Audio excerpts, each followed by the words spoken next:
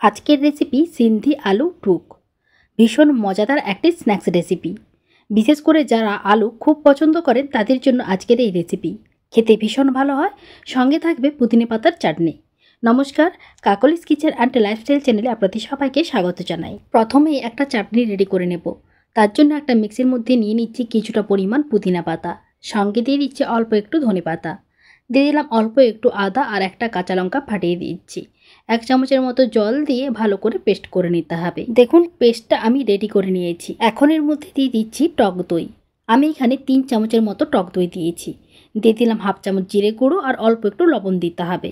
আবারও এটাকে ভালো করে পেস্ট করে নিতে হবে। দেখুন পেস্টটা আমার একেবারে রেডি হয়ে গেছে। মিশ্রণটাকে একটা বাটির মধ্যে নামিয়ে নিচ্ছি। পুদিনা পাতার চাটনি আবার একেবারেই রেডি। এইবার আলুগুলো রেডি করে নিতে হবে। তার জন্য আমি এখানে মাঝারি সাইজের 7টা আলু নিয়েছি। ছাল ছাড়িয়ে ভালো করে জল দিয়ে ধুয়ে নিয়েছিলাম। এখন একটা আলু নিতে হবে আর মাঝখান দিয়ে ঠিক এভাবে কেটে নিতে হবে। এভাবে সমস্ত আলুগুলোকে কেটে নিতে হবে। এবার এই আলুগুলোকে ছিদ্র করে নিতে হবে। আমি একটা কাঁটা চামচ দিয়ে আলুর গায়ে ঠিক এরকমভাবে ছিদ্র করে নিচ্ছি। আর এইভাবে যদি আলুটাকে ছিদ্র করে নেওয়া হয় তাহলে আলুর মধ্যে নুনটা খুব ভালোভাবে ঢুকে যাবে। তাই এভাবে ছিদ্র করে দিচ্ছি। আর এই রেসিপিটি বানানোর জন্য কিন্তু অবশ্যই ছোট বা মিডিয়াম সাইজের আলু নিতে হবে। এখন এর মধ্যে দিয়ে দিচ্ছি স্বাদ মতো লবণ। লবণটা দিয়ে ভালো করে আলুর মধ্যে মিশিয়ে নিচ্ছি আর 2 মিনিটের মতো রেখে দিচ্ছি যাতে আলুর মধ্যে নুনটা ভালোভাবে ঢুকে যায়। এইবার আলুগুলোকে ভেজে নিতে হবে। তার জন্য কড়াইয়ের মধ্যে কিছুটা পরিমাণ তেল দিয়েছি আর এর মধ্যে আলুর পিসগুলো দিয়ে দিতে হবে আর আলুগুলো ডুবো তেলে ভাজতে হবে। গ্যাসের ফ্লেমটা এই সময় মিডিয়ামে আছে। মিডিয়ামে রেখে আলুগুলোকে ভালো করে ভেজে নিতে হবে। অল্প একটু এই সময় হলুদ গুঁড়ো দিয়ে দিচ্ছি, তাহলে আলুর মধ্যে একটা ভালো কালার আসবে। আপনারা চাইলে এখানে হলুদটা না দিয়ে আগেও কিন্তু নুন মাখানোর সময় হলুদটা দিতে পারেন। গ্যাসের ফ্লেমটা মিডিয়ামে রেখে আলুগুলোকে উল্টে পাল্টে লাল লাল করে ভেজে নিতে হবে। আর এভাবে মিডিয়ামে রেখে ভাজলে আলুগুলো খুব সুন্দরভাবে সেদ্ধ হয়ে যাবে।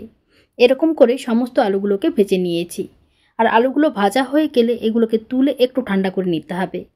আলুগুলো একটু ঠান্ডা হয়ে গেলে একটা বাটি নিয়েছি আর বাটির পেছন দিয়ে ঠিক এরকমভাবে চেপে দিতে হবে। আপনারা চাইলে অন্য কোনো পাত্র বা গ্লাসের পেছন দিয়েও কিন্তু এগুলোকে রেডি করে নিতে পারেন। চেপে নেওয়া আলুগুলো আবারও ভেজে নিতে হবে। তার জন্য কড়াইয়ের মধ্যে যে তেলটা ছিল তার মধ্যে আবারও আলুগুলোকে দিয়ে দিচ্ছি। আবারও গ্যাসের ফ্লেমটা মিডিয়ামে রেখে আলুগুলোকে ভালো করে ভেজে নিতে হবে। যখন আলুগুলো খুব ভালো হয়ে ভাজা হয়ে যাবে তখন এগুলোকে তেল থেকে তুলে নামিয়ে নিতে হবে। এরকমভাবে সব আলুগুলোকে রেডি করে নিতে হবে। আর এই রকম করে দুবার ভাজার জন্য আলুগুলো খুব সুন্দরভাবে সেদ্ধ হয়ে যাবে আর খেতেও ভালো লাগবে। এবার এই আলুগুলোকে একটু মশলাদার করে নিতে হবে।